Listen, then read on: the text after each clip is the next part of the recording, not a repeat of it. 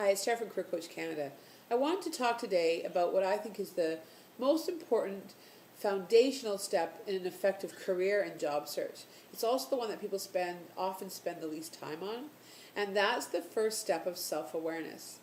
I think that people spend a lot of time, I know people spend a lot of time writing resumes, conducting job searches, and even networking, but it's not often done from a place of understanding what you really want to do. So what you need to do to begin to build an effective career is take the time to step back and say, who am I? What are my real preferences, motivations, interests? Certainly look at your skills. What is my personality? What kind of environments would I be most comfortable in? Not comfortable because I've done them before, I've been exposed to them and I know them, but comfortable because they take the least energy drain from me. I fit with those people, with the work environment, with the kind of tasks that I'm doing.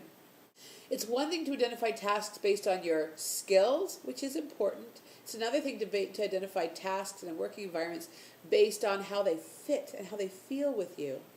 So, how do you begin that process? You take a step back, and I think that there's a lot of tools you can use. You can do what we call a narrative, where you start to write down things and talk about the things you've liked in past jobs, and certainly that's effective.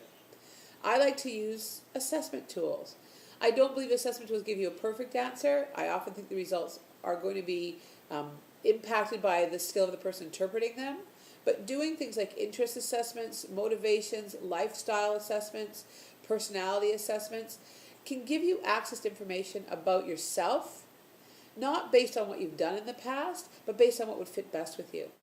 Then once you've got that information, that will help you identify your career brand, your career niche. It'll help you put a resume together more effectively. It'll give you tips on how to conduct a more effective job search, present yourself with more authenticity in interviews and networking. And when you're on the job, help you craft the kind of career you want to go. Focus on the skills that you develop naturally. I think one of the most fundamental aspects of a successful career is seeing how you can make a contribution in an organization. The more comfortable you are with doing something, the more likely you are going to make a contribution. So stop or slow down your job search sometimes. Take that step back, assess yourself, and then with that information, rebuild your job search tools and rebuild your career. So that's my tip today.